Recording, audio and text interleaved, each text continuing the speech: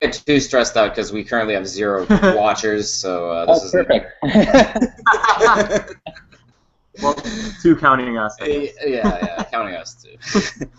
So we just kind of wrote up a bunch of questions about the paper you just did with Pete, and that's a great paper. I loved it. We've been reading a lot of kind of Pete's other stuff on critiques and evaluations of other schools, you know, institutionalism, his stuff on Coase, Ostrom, and all of kind of Boettke's take on economics. We've been reading a lot of him for the new Hampshire Austrian Economics Group. So where this most recent paper just hits it out of the park, I thought, you know, I love how, you know, it really wraps up everything economics is saying. So should we just jump into the questions, I guess? Yeah, we can do that. Unless you have any like starting thoughts you want to, do you want to like talk at all?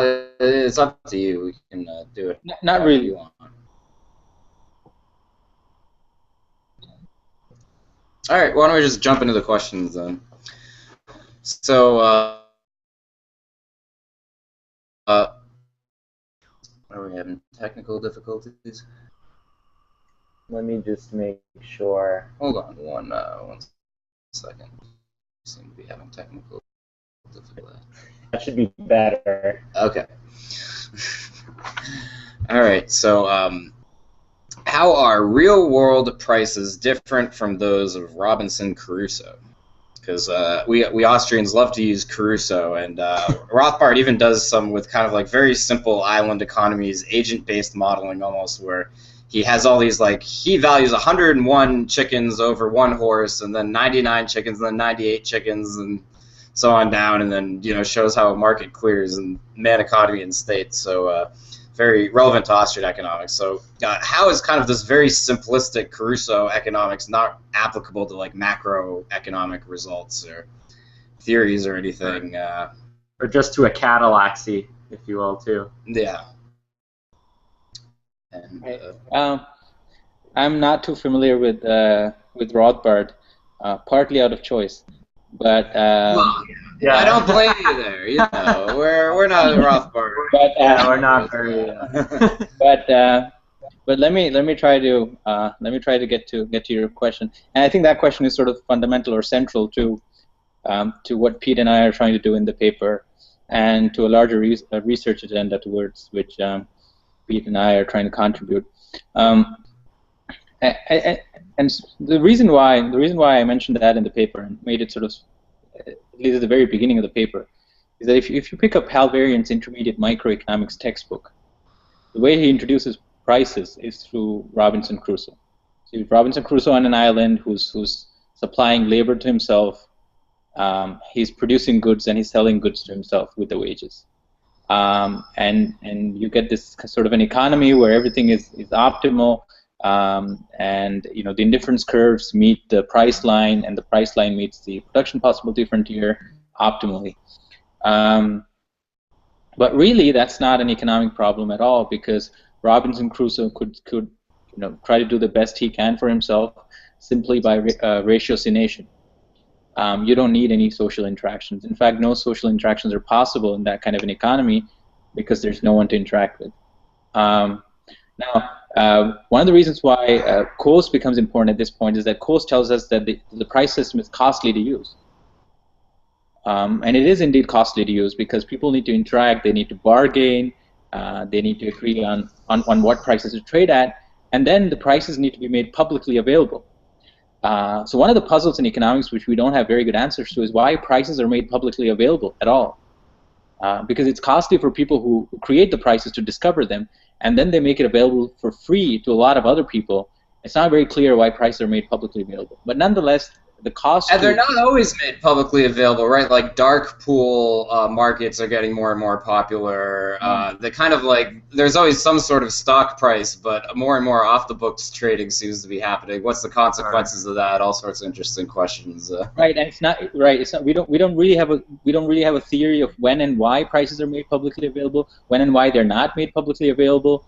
But nonetheless, what we do know is that prices are costly to generate, and they're costly to project. And there's no reason for an economy to engage in these kind of activities if there are less costly ways to coordinate economic interaction. So Robinson. Well, ratiocination is that Brouwer's fixed point theorem says that when you have too many variables, you can't do ratiocination in a just computer program or a human being thinking about it, or you can't centrally plan it once it becomes too complex. Is that where Brouwer's fixed point theorem, or maybe Mises's economic calculation problem, enter into it, where it's possible for Robinson Crusoe to optimize just in his mind with calculation, but it wouldn't be possible for him to plan 10,000 people on a economy? Right. So as if you get Friday onto the economy, and suppose the two are working together, and one of them decides to build a mast and the other decides to build the rest of the ship, they have to figure some way to make sure that different parts fit together. And again, they possibly don't need the price system. They could just talk to each other. And you keep adding people, and at some point it appears that talking and just sort of planning centrally or having some kind of a central authority becomes too inefficient. And again, there are various ideas we might like to call theories, but really there's definitely scope for more development along these lines. As you keep adding people, when is it that the price system emerges? And what are those critical points? What are those critical numbers? Or is there a critical complexity of the problem that the economy is trying to solve that you get the emergence of prices at some level? But Brouwer's fixed point, as you mentioned, is again central to neoclassical economics, because that's what's used to prove the existence of general equilibrium. General equilibrium, of course, is a situation where consumers are maximizing utility, producers are maximizing profits, but there's a set of prices such that all markets clear. There's no excess demand or excess supply on any market. And Brouwer's fixed point is the mathematical construct which is used to prove that. Now, one of the interesting developments in computer science in the last 2 decades is that Brouwer's fixed point is incredibly difficult to compute. More technically, computer scientists would tell you that Brouwer's fixed point belongs to a class NP. These are problems which are infeasible to solve by a computer. So if you have an economy of a certain size, as you start increasing the size of the economy, and if you give a computer all the information that it needs to have to compute Brouwer's fixed point, the time that the computer would take to compute the fixed point would grow exponentially, or more than linearly. So as the economy starts growing, it becomes unreasonable to say that a computer would be able to compute equilibriums, because the amount of time that a computer would take to solve these problems just grows too fast. Again, this is already assuming away that all the problems that associated with getting all this information to a computer are solved. That's, of course, Hayek's criticism in his 1945 article, that it's very difficult to get all this information to a central planner. But more recent work from computer science shows that even if you can get this information to the central planner, as the size of the economy grows, it becomes more and more difficult to compute equilibrium. Brouwer's fixed point theorem is more of a Mises's calculation problem as opposed to a Hayek's information problem, synonym kind of, or at least the way Brouwer's fixed point theorem can't be solved by computers. The computer science application of it, for large variable input. Right. No, it's not that it cannot be solved by a computer. It can be solved by a computer. The complexity issue has to do with the question of, as we increase the size of the problem, how does the time that a computer takes to solve change? Does it increase linearly? Does it increase more than linearly? So Brouwer's fixed point is one of those problems where the time it takes for a computer to solve the problem, as the size of the problem increases, the time it takes for a computer to solve it increases more than linearly. And Axtel shows that decentralized processes with autonomous agents can solve some economic problems in polynomial, meaning not like practically infinite time, real time that humans could use. So Axtel kind of defeats this non-polynomial, solution, or at least not in reasonable time, problem with decentralization. Do you want to talk a little bit about that? Or absolutely, and I think this is a result which should excite a lot of the Austrian kind of economists, because what Axel shows in that paper is that a decentralized sort of interactive process can solve problems a fair bit faster than a centralized system, which has access to all the information it needs to solve the problem.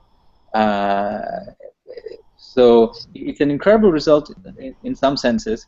And let me just describe the history of the problem a little bit, which we don't talk about in the paper, which is that after Ken Arrow and Debreu proved the existence of general equilibrium results, questions began to arise as to how an economy might be able to get to the general equilibrium.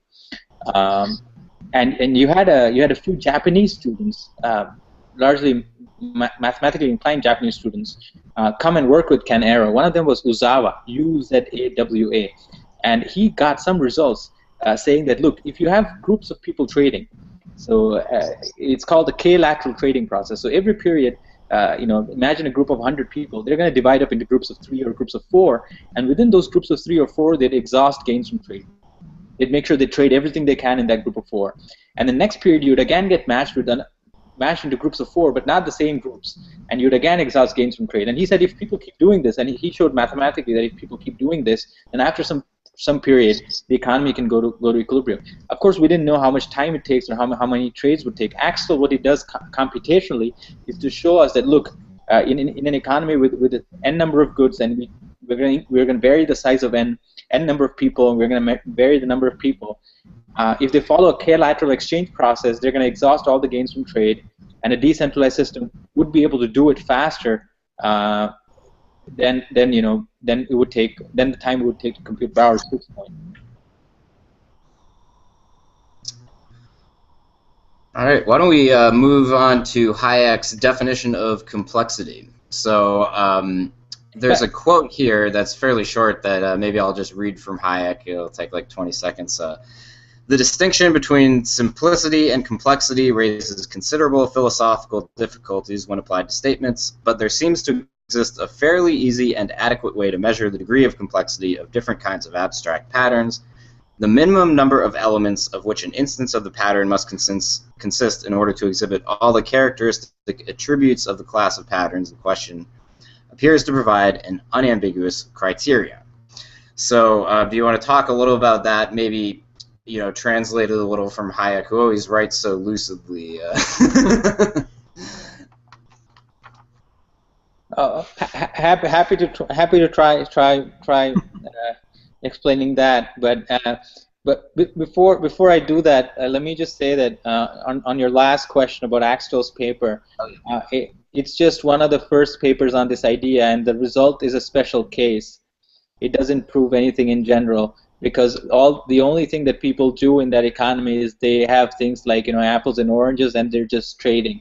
They're not making plans. So you don't have investment plans or investment projects which are going to take 5 or 10 years to be completed, and then people meeting, and there's no sense in which different plans are related to each other, where the success of one plan necessarily requires the success of other plans.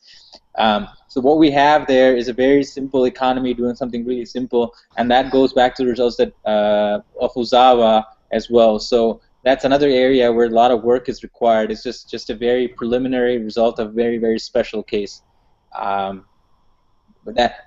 about the Hayek quote, yeah, I mean, one of the reasons I like that quote is that Hayek says that it's fairly easy to define what complexity is, whereas if you read most people, they sort of begin by saying that's very difficult to define what complexity is. In fact, most people don't even try to define it anymore, especially But can you read that quote again? Yeah, sure. So this is the quote that was used in the paper. The distinction between simplicity and complexity raises considerable philosophical difficulties when applied to statements. But there seems to exist a fairly easy and adequate way to measure the degree of complexity of different kinds of abstract patterns. The minimum number of elements of which an instance of the pattern must consist in order to exhibit all the characteristic attributes of the class of patterns in question appears to provide an unambiguous criterion. So I guess the minimum number of elements that you need in order to describe fully the pattern. I don't know.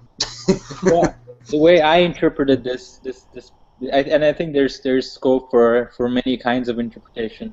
The way I interpret it is that the minimum number of elements that you need for the system to exhibit certain attributes. So, for instance, the price system would be a complex phenomena because you need a certain minimum number of people engaging in certain minimum number of plans for the emergence and the use of prices in a society.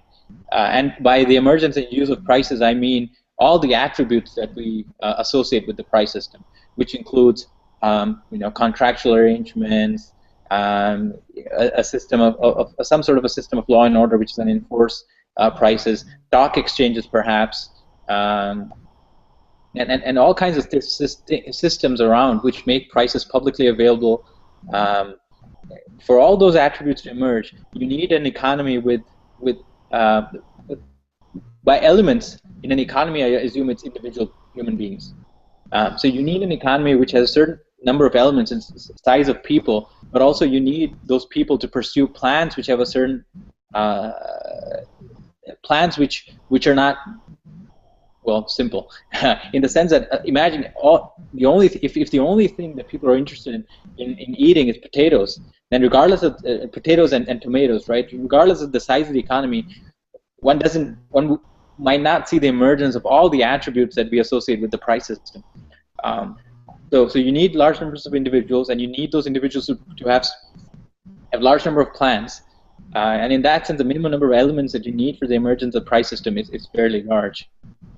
Now, what I like about that definition is that it doesn't rely on merely the attributes, but it asks how many elements you need for the emergence of those attributes, and that's one of the ways in which Hayek's definition of complexity is different from complexity as defined by people who use nonlinear difference and differential equations, which we talk about in a different part of the paper. Well, that might be a good segue into the next question on institutions. What role do you see them playing in human action? Are they more like guideposts, as Lockman would say, or something else? That's a really difficult question. I mean, it depends on what you mean by institutions. If you tell me a bit more, then... Well, let's see. What's a good way of... Like, an institution might be money, or prices might even be an institution, language... a rule, right? Isn't that Yeah. the common economic definition? Is any rule is an institution, rigid rule that humans follow. Or something to base expectations on. Right. Right, and in this particular setting, I mean, if you're going to call prices and money and language, I mean, those are emergent phenomena, and again, they're complex phenomena because, I mean, imagine all the attributes of a language, right? So you have grammar, you have particular ways of writing, and the whole host of things that go under those names. There's such large numbers of attributes, and they probably emerge when society becomes large enough that you need them. And this is in opposition to the law of numbers kind of emergent order, where the kind of motion of the individual sand particle or individual doesn't matter, it's just, the sheer averages. So it's very linear, and there's no, as opposed to the agent-based modeling approach where every individual's action kind of matters, and the institutions aren't just some sort of, curve made by an average taking of individual preferences or utilities. Right. So the law of large numbers story is definitely a story where there's not very interesting emergent phenomena, and there's no particularly interesting feedback between individual action and the macroeconomic outcomes. As the simplest example of this would be a gas in a container, and the gas molecules follow Brownian motion. But for most practical purposes, we don't need to be concerned about how, what are the particular directions in which different molecules are going to move. We can assume all that away because there's so many molecules moving in so many directions that they're going to cancel each other out.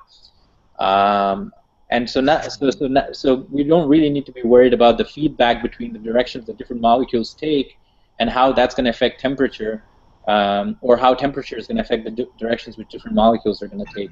An economy is a very different story. I mean, we need to be concerned about how actions of individuals generate prices, and how prices in turn are going to influence the actions of individuals, because the actions of individuals don't just average out. That's not something that happens.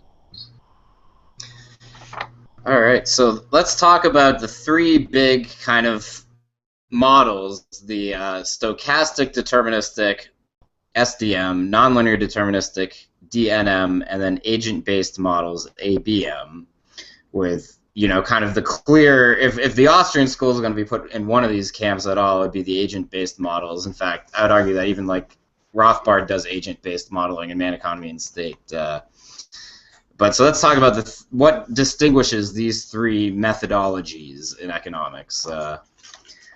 So I have linear differential equations. What's up, Colin? Working with Vipin Veetil here. You get center stage. This is Colin Gibson here, who's joining us.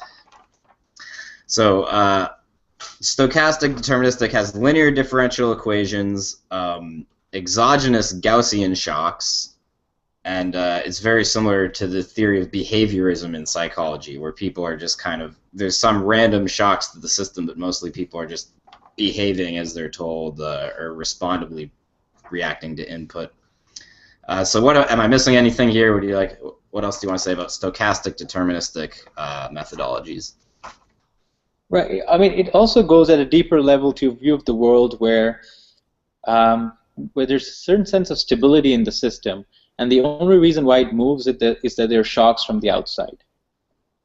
So in some senses, you have the system which is inert, incapable of change, and the only reason why there's movement is that things gets hit from the outside somehow, and because these technical conceptions have sort of a more philosophical root, each of them, and the stochastic model sort of is the idea that and that's where sort of I like the fact that Mises's book is called Human Action. The word human and action are both in it, that somehow change is being generated by people in the system who are trying to improve their own being.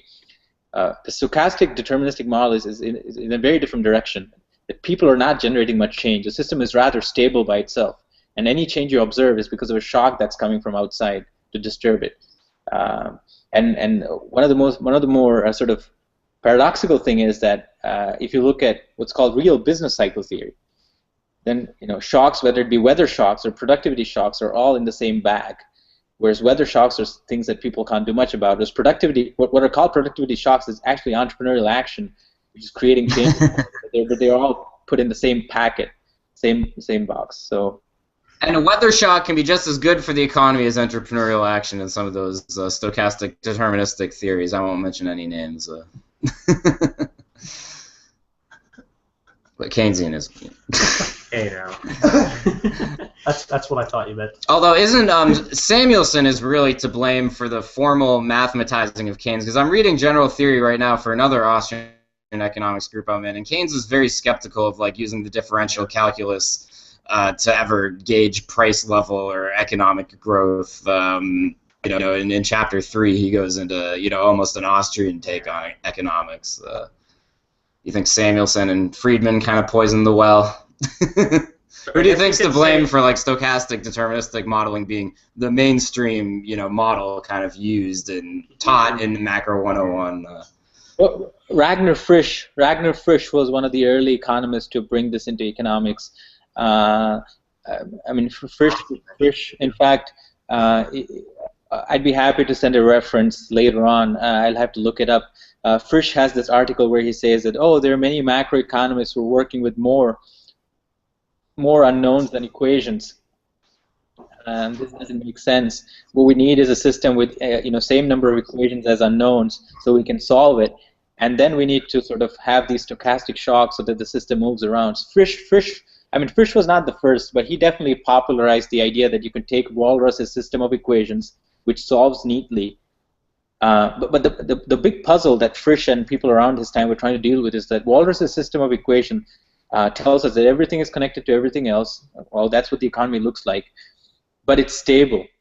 And when you look at the economy outside, everything is changing.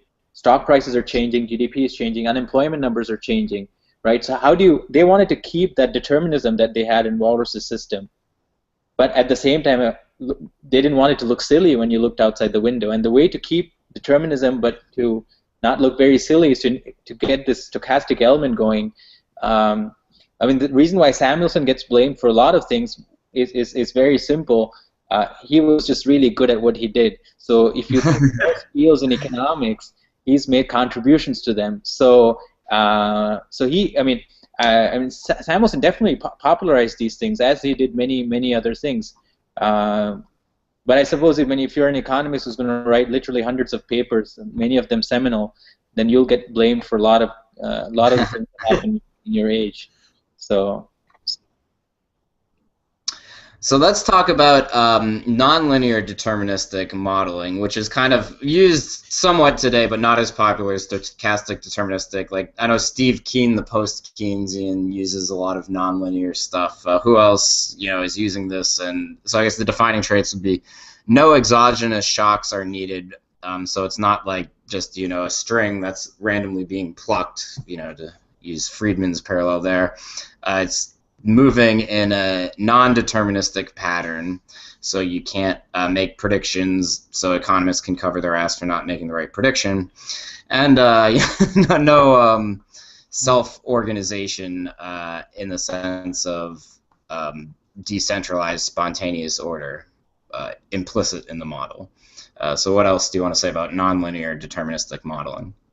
Well, I think you really summarized most of what I would have liked to say. I think this really goes back to your comment about Keynes, because historically it's Richard Goodwin. Richard Goodwin is one of the first economists to start using nonlinear equations, and some of his early papers were published in Metronomica and so on. Goodwin was one of Keynes' students in some capacity, and the reason why Goodwin found this approach interesting is because he thought that cyclical, well, not cyclical, but disturbances in capitalist economies were an endogenous feature. That they had little to do with shocks from the outside. They were caused because of endogenous reasons, and the capitalist system was unstable. So there was a political appeal. Because Goodwin was partly Keynesian, partly Marxist, and so there was a political appeal to following this, at least for Goodwin. Those ideas were then, this was in the 50s and 60s, those ideas were then not pursued for another 10, 20 years. In fact, Robert Lucas won the day with real business cycle theory, which is essentially a stable system getting hit by shocks all the time. But in the 80s, you see nonlinear stuff coming back with Richard Day, Jess Ben Habib, and these people, including not just cycles, not just sort of theory of short-term fluctuations, but even growth theory. And there's a bit of a sociological veneer to all of this, because the United States is last 200 years is an incredible exception in terms of the stability of aggregate variables. Despite the Great Depression and despite the last recession, more or less the U.S. has had reasonably stable growth of 1 to 2% for nearly 2 centuries. Whereas if you look at the experience of most other countries in large swatches of humanity, that's not been true. So if you look at the growth rates of Botswana, you see growth rates shooting up and falling down. And you see that happening in East Asia as well. So in the 80s, you get Richard Day and other people start saying, well, look, if you look, in terms of explaining economic growth, we need nonlinear equations which are going to move up and down endogenously. So again, there are political colors to the kind. You see more free market people using linear equations with shocks. You see people who are less free market, more for government intervention, using nonlinear equations. Because the latter group wants to argue that the capitalist economies are unstable endogenously, and that creates a motivation for some kind of government intervention to stabilize it. Of course, it's just so silly that whether or not Friedman's free market or not, just this idea of everything being in equilibrium all the so I have a little bit of a background in physics, just the BA, but it'd be like if you tried to do electromagnetism with just everything's constantly in electrostatic equilibrium as your starting point, then you'd completely miss magnetism. It's not, you'd think like if you're even going to try to use differential calculus, you'd use nonlinear differential calculus, because that's how real physics works. There's very rare instances that they only use to teach you in the first week of electromagnetism where everything's in equilibrium, and then they move on to the real stuff. So if you're going to have physics envy, at least do it right.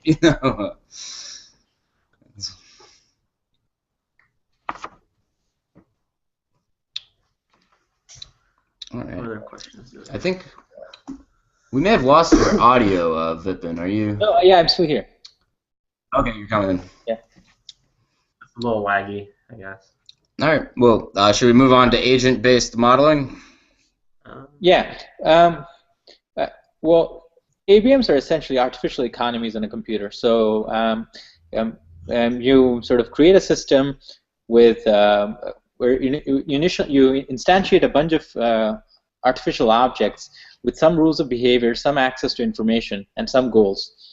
And then you define ways in which these agents can interact with each other, and you essentially run the system forward from there. And as the system runs forward, you collect data on what's happening. And once the system is run for long enough, you have some amount of data, and you try to understand why you got some system level properties, and relate it to try to understand how the individual level properties that you assign to the system somehow interacted to create these system level properties that you saw once the system ran forward in time. It's a very different way of studying an economy, but also goes back to something you mentioned earlier, which is about self-organizing systems and order. Because I think at least sort of within authors, within the writings of authors who are typically called Austrian, order actually has a lot to do with structure, especially in Hayek. So there are different structures through which individuals interact. So there's sort of a whole structure of relations which is missing both in stochastic deterministic equations and nonlinear differential equations. The structures through which individuals interact are completely absent, and agent-based models allow us to get to some of those ideas. And so agent-based models, I suppose if you classify economics as all human action, it's used there.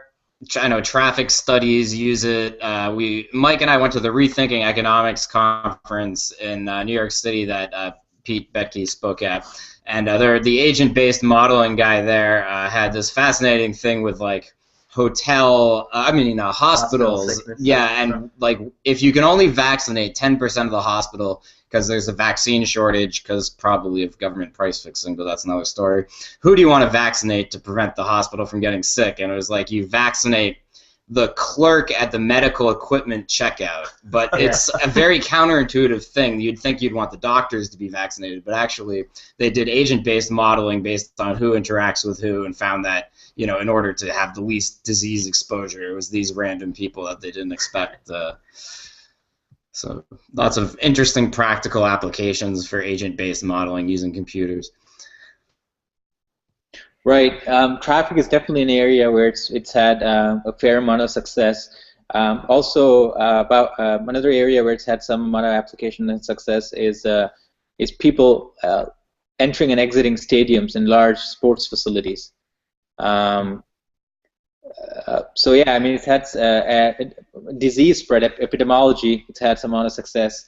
I hear that the intelligence agencies use it a fair bit now to understand ground, especially areas with guerrilla warfare environments. So any environment in which human interactions are going to matter. And going back to the earlier points you made, any environment in which the law of large numbers doesn't hold is a good place to build an agent-based model, and it's a place where agent-based model can give us insights which we might not be able to gain otherwise. And one of my favorite models is the Schelling model of segregation in cities. I don't know if you guys are familiar with that model.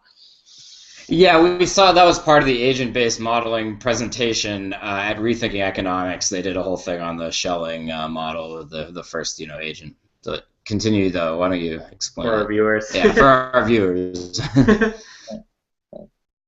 Oh yeah. So well, Schelling's model, which is essentially you have a group of people, and we're going to place them on a checkered board, and suppose we have people of two colors, green and red.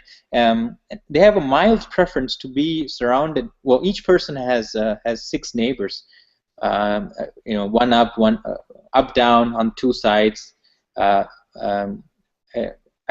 sorry. For each person has four neighbors, and they have a mild preference to be around people of their own color. And by mild preference, I mean that they don't want to be minority. They don't want to be surrounded by people of the other color. But at the same time, they do want some people of the other color to be around them. It's a strange kind of a preference. And what you see is that though none of them have a strong preference for segregation, as people interact, and each period people are allowed to move to areas which make them happier. And as people move around, you see segregation, extreme amount of segregation emerge. So you see this big divergence between micro-level preference, where people don't want segregation. In fact, they want people of the other color around them to some extent. The macro outcome generates segregation, and the reason why it happens is that people interact. So in systems where people interact, the law of large number doesn't just cancel things out. You get macro phenomena which can look very different sometimes from preferences at the micro level. Another model I like is called Boyd's model of birds flocking. So how do we explain birds flocking? And this model is based on a very simple idea that each bird basically tries to maintain the same direction as birds around it, approximately the same speed. And essentially what happens is that under certain parameter combinations, you get very complex flocking patterns that emerge with individual birds following the simple behavior. Then that gets us back to the earlier part of our conversation, is that with each individual trying to do the best for themselves, you get the emergence of very complex phenomena like the price system. But again, we don't have very good models to show that. We don't have very good models. We understand flocking behavior a lot better than the emergence of prices. And you said, though, there is some ABM that allows agents to create meta rules. They are doing some of that, where kind of the agents themselves, they're following some rules, but then you see the system kind of evolve rules. Social evolution, as Hayek would say. Some rules, appear, and then other rules die out. You want to talk a little about that? Yeah. So that, the simple ABMs are the ones where you ask the agents to behave in particular ways. So you tell the agents that they're supposed to submit bids and asks, that when they meet, they trade at a price which is at a midpoint between the willingness to pay and willingness to accept. And you run these things forward, and you try to see whether they exhaust gains from trade and so on, and how quickly they do that. But in economics, we're interested in more fundamental questions. Where do institutions come from, which you were asking earlier? How does money emerge? But more fundamentally, how does private property emerge? Can we build a model to show the emergence of private property in certain circumstances? How are commons managed? Elinor Ostrom kind of questions. So we know from Elinor Ostrom's work that commons are managed in many different ways. There are very diverse ways in which commons are managed. We also know that some ways in which commons are managed are terrible. They lead to terrible outcomes. The commons are not managed too well. We also know that some ways in which commons are managed are extremely successful. But there's great diversity within the successful ways. And actually, there's a fair amount of diversity between the failures too, right? Now, of course, nobody came, well, depending on what your beliefs are, but assume that nobody came from the top and told these people how they should manage their commons. So how do they come up with these successful ways, and how do they come up with ways that are not going to work too well? So we want to initialize a system where we don't tell the people how they can manage their commons, or we can't tell the people that they should use private property or not use private property. We want to give them something which is slightly more basic, and then see if they can evolve these things, or what are the conditions under which they evolve these things. And we want to leave scope to be genuinely surprised. We want the system to evolve things which we couldn't have thought of when we program things.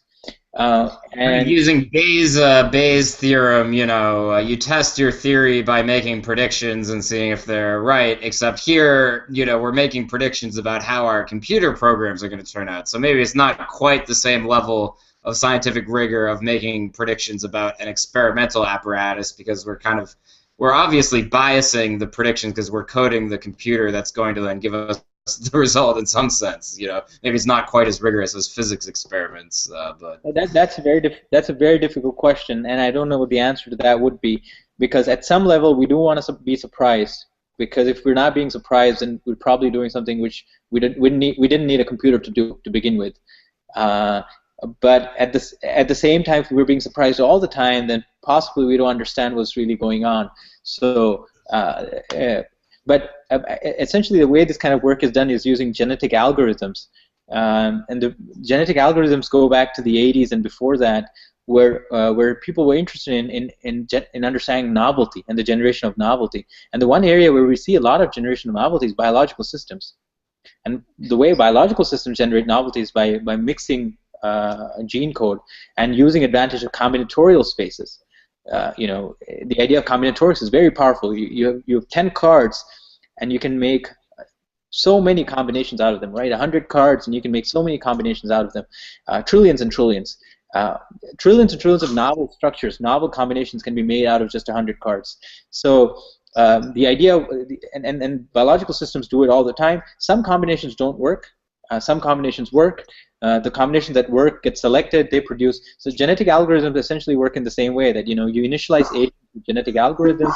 The agents who succeed then next period produce children who themselves are combinations of the genes of two agents who were successful.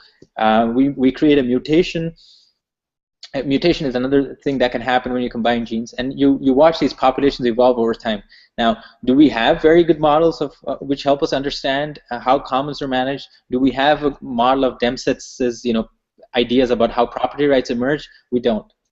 We don't. So these are places where techniques exist. These are places. I mean, one of the things about the Austrians is that it's a treasure box of questions. It's a treasure box of questions and treasure box of claims, which are very, very interesting. And now we have all these techniques which can be used to study these ideas a little more rigorously, and hopefully we can get more interesting results. And the kind of inductive, deductive parallel. So, mathematics and logic are deductive, whereas, kind of inductive is maybe physics, where you're constantly doing experiments. And so, the Austrians have always been very skeptical at any claims that you can do experiments with economics, because there's no control groups, for any town or city's economy, simple behavioral experiments. Maybe that's another case, but is ABM fundamentally inductive or deductive, or neither? What can you say about that? And that's a very difficult question, and what I'm going to tell you, let me begin by talking about a paper by Axelrod, and then I'll get to things which are a little more controversial.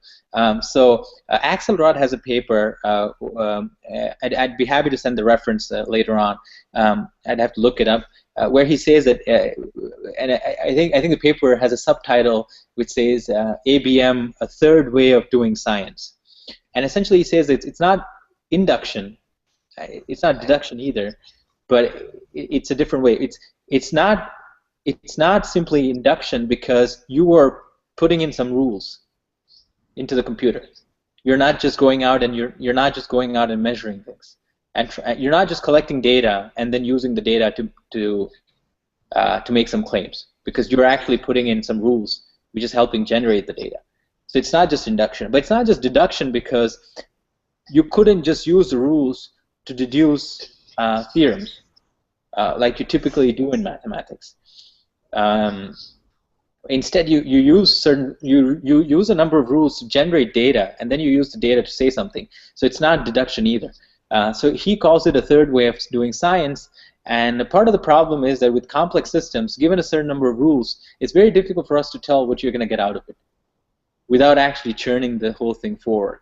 And that's the thing with, it's what we were talking about just a few minutes ago, which is,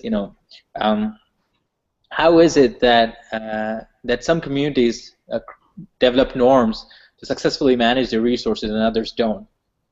It's very difficult to, given, so if I go and observe a successful management of a resource somewhere, and I come back and tell you everything about the people there, you're going to find it very difficult to tell me exactly how they manage the resource.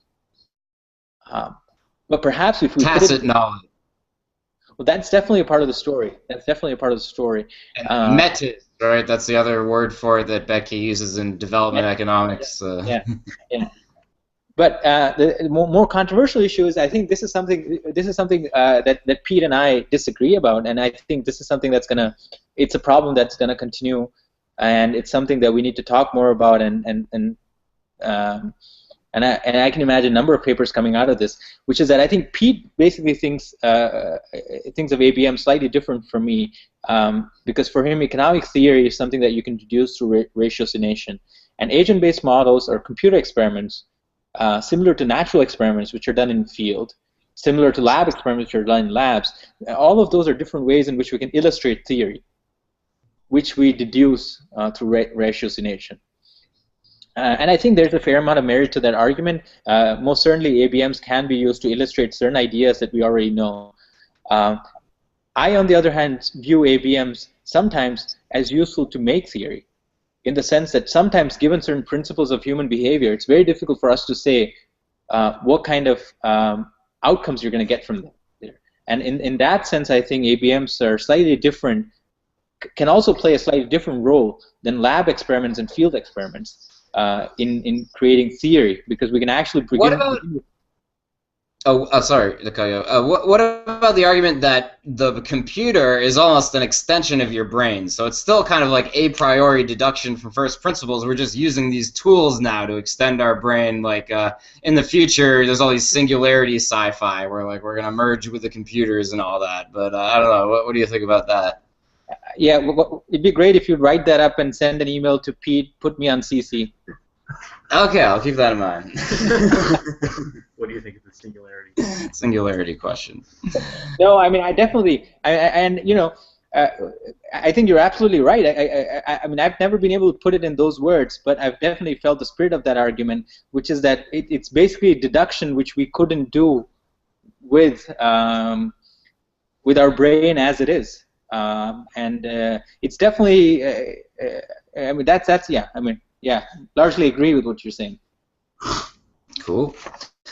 All right, so let's see. How does the market store knowledge? And through connections between actors, which are institutions. I guess. I don't know. I got that from the paper somewhere, I think. I don't know, is that right? Do you want to talk more about what institutions are as stores of knowledge? Right. Well, and I think, especially for the Austrians, the word knowledge is important, but it seems that knowledge is often used in two different senses within the Austrian literature, and it becomes important because the Austrians are sort of the sort of one group of people who paid careful attention to knowledge. One way in which the word knowledge is used is that it's attributes contained within individuals which are difficult to transfer. This is the idea that knowledge is tacit, that it's difficult to transfer from one person to the other. But that's essentially something which is contained within an individual, but is difficult to transfer to another person. And let's call that individual knowledge. The word knowledge is also used in a completely different sense within the Austrian literature, which is connectionist knowledge. That is knowledge as an attribute which exists in the relation between individuals. And this is objective, you know, certainly. Connection knowledge is kind of an objective fact, like a price or a series of, you know, trades or norms, like taking off your shoes, something like that. Well, it doesn't have to be. That the objective facts can be part of the story, but connectionist knowledge can also exist in terms of the connections themselves. Can be very it's possible that the connections themselves have meaning only in the subjective interpretation that individuals have. And not just meaning that they have economic significance only in the subjective interpretations that individuals have of the connections that they have with each other. Hayek himself uses, has both ideas of knowledge. I mean, there's the individual knowledge idea in his use of knowledge in society paper, where individuals have knowledge, a central planner is trying to collect it, but has problems collecting it because the knowledge that individuals have is changing. So by the time you collect it, it's changed. And also the knowledge that individuals have is difficult to transfer to another person, so you're not collecting the whole of it. But in his work on psychology, Hayek uses, what he's essentially saying is that in sensory order, he's essentially saying that the knowledge that's stored in the human brain is not stored in individual neurons, but it's stored in the connections between neurons. And it's in this whole web of connections that all knowledge that human beings, well, not all, but a significant part of what we call human knowledge is embedded. So one way to think about this in terms of an economy is to think about a firm like Apple, where the knowledge of how to produce a computer is stored in the web of relations between the people in Apple. So if you take all those people and if you had some way to erase their memory of how they relate to each other. Both the formal hierarchy of Apple, but also the informal relations that all these employees have with each other. And you put them in a room again, they will not be able to make computers. And no one knows how to make a pencil, right? That's Leonard Reed's classic example. Right, and there again, the issue is not so much that individuals know things which they find it difficult to transfer to other people, but that we rely on these production processes in terms of relations between people, and sometimes we rely on them without thinking about them too much. In fact, one of the sort of measures of effectiveness of these systems is that we can rely on them without thinking about them too much. I mean, the pencil is a good example. So if you take everyone who's involved in producing pencil and their memories of each other and put them in a room, it'll take them a long, long time to reestablish those relations. And again, these problems are not just related to social sciences. There's a person called Vannevar Bush who played a big role in this World War II efforts in the United States. And after the war ended, he made the observation that the society was growing in such a way that we have access to immense amounts of knowledge. But if we find no way of organizing these things, we'd not be able to access them. And he was very critical of the library way of organizing knowledge. So suppose you're in the library, right? You go to a section on history, then you go to 18th century history, and then you pick up a book by a particular author. And then suppose you're interested in some scientific questions that this author was addressing, suppose questions of physics. Then to go to the physics section, you have to go all the way up to history again, go to the library, go to physics, and then go down again, right? So this way of storing knowledge was not very efficient according to him. So he came up with this idea of what he called memex, which is essentially what we call Wikipedia today. Not that the memex became Wikipedia, but the Wikipedia is similar, which is that you're on a certain page, and all other pages are related. All other related pages appear there. So essentially you have a web of connections. And knowledge resides in the web of connections. And in Wikipedia, again, if you keep all the pages of Wikipedia but erase all the connections between the pages, then it becomes useless. So that's the idea of connectionist knowledge. Connections matter. This idea that it's these institutions are these forms of storing knowledge are kind of a result of human action, but not of human design, as Hayek put it. That just like no human designed the human lung, some of these social institutions evolve in a way similar to the evolution biologically, and no one designs them at any point. They just kind of sort of happen. Right, and again, Wikipedia would be a very good example because the connections between pages, not just what goes on in the pages, but also the connections between pages are not centrally planned. No one's come up with the idea that, this page should be connected with that and so on. They kind of evolve, and that goes back to Hayek's idea of sensory order too. The connections between different neurons in our brain is not planned. They evolve over time. Absolutely. So. We had, as one of our previous guests, who is also a speaker at that Rethinking Econ conference, Professor Moravsky, who has a whole theory of markets as calculators or computers, where, or whatever the word he used. Markomata, play on automata. And so pretty much is, if you have a human brain's literally a computer, and so if you put 1,000 computers together, you can call it 1,000 computers or one computer. And so with human society, what is the unit of that kind of larger metacomputer? And Moravsky calls it a Markomata.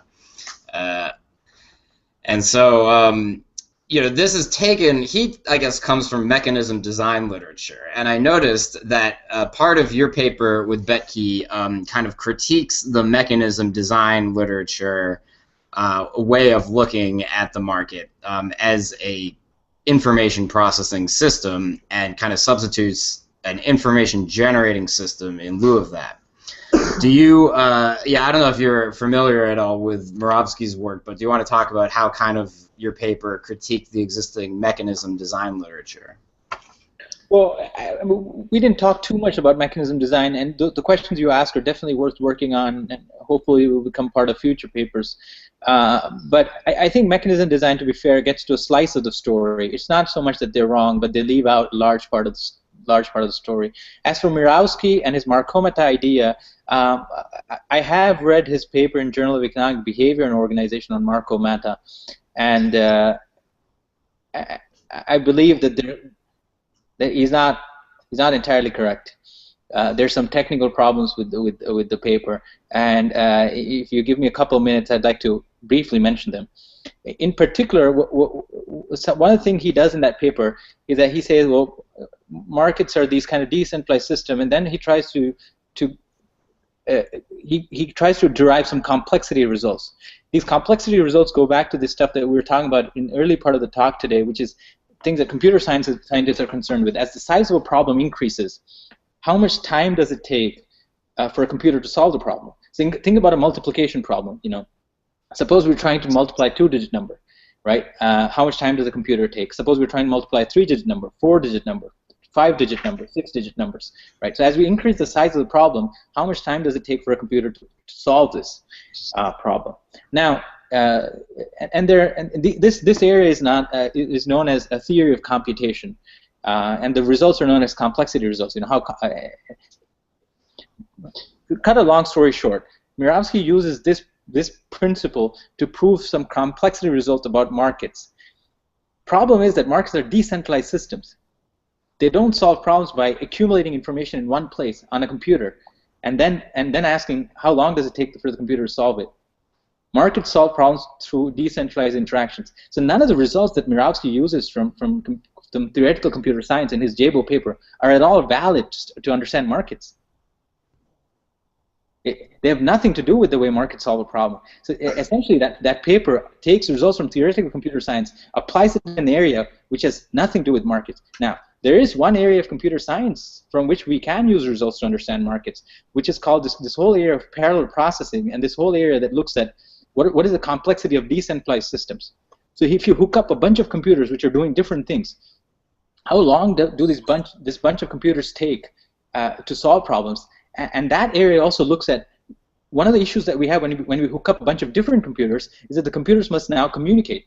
So although you may be able to solve a problem faster because you've divided it amongst computers, if the computers have to communicate amongst themselves because each one is solving a different part of the problem and the problems are interrelated, then you've created a new problem for yourself because there's an immense amount of communication that has to go on. One of the issues is that this area of decentralized computation, you don't have many good theoretical results.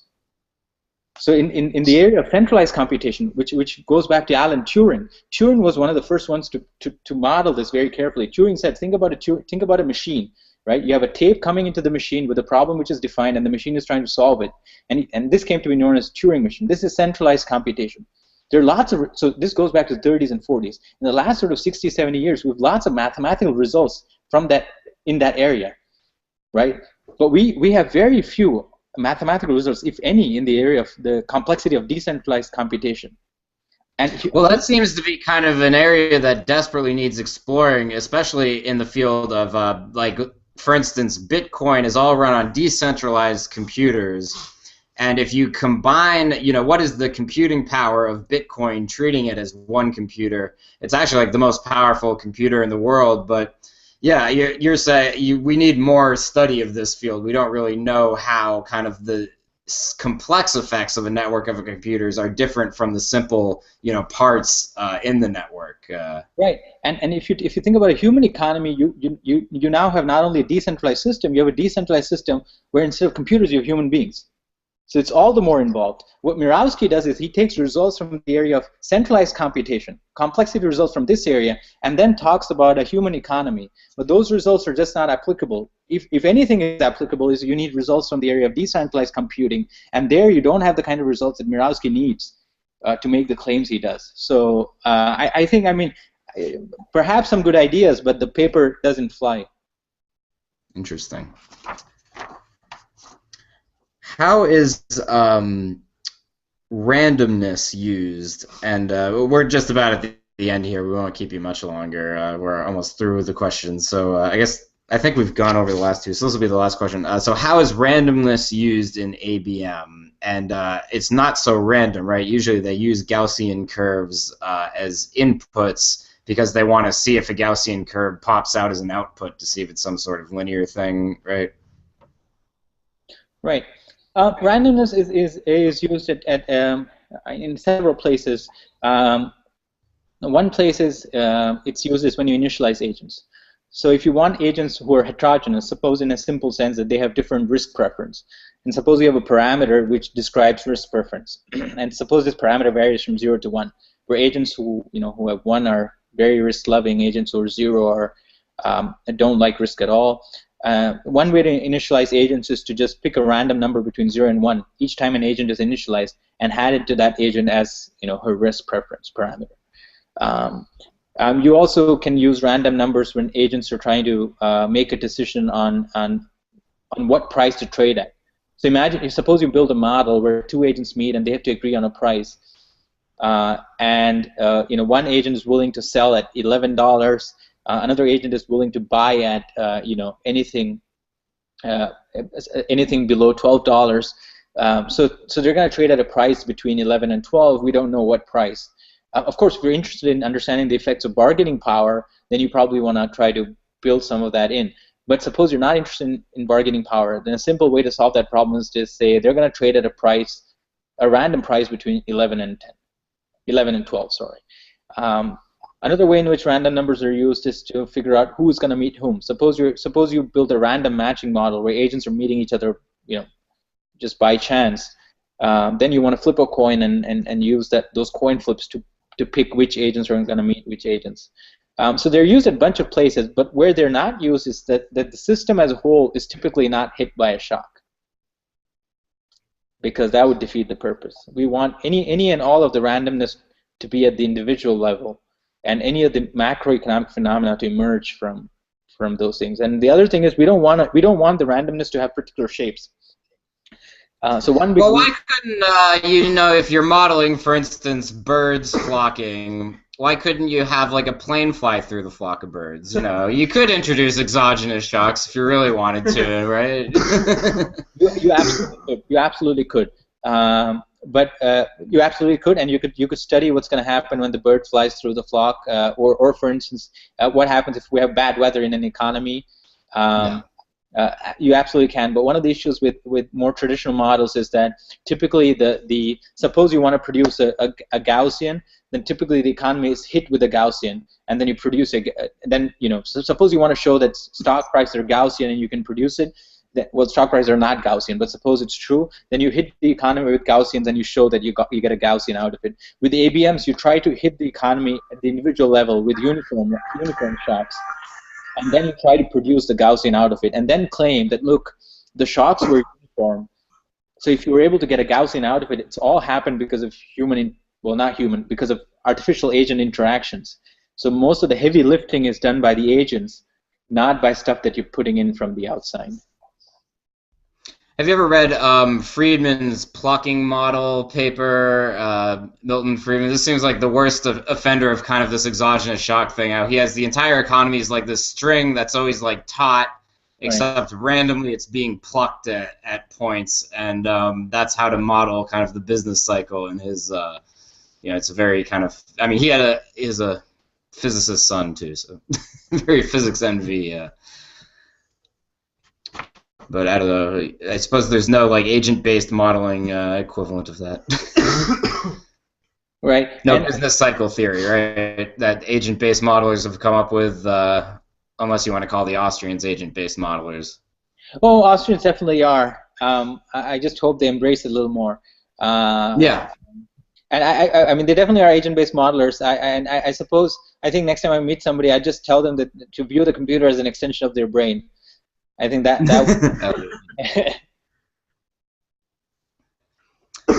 Great. Well, do you want to wrap up with anything else, kind of on the general topics we've touched upon, something maybe we didn't talk quite enough about? No, I think all the questions you asked, many of them were really difficult, and I'll think about them not just today, but later too. And when I meet Pete, I think I'll definitely talk to him about some of the questions that you asked today.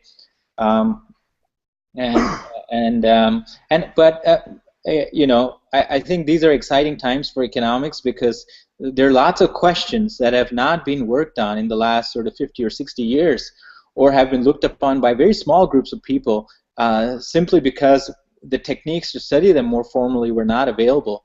I do think that each type of language has its own advantages. I think natural languages, talking English or French or German, has its advantages. I think mathematics has its advantages, and agent-based models have their own advantages too.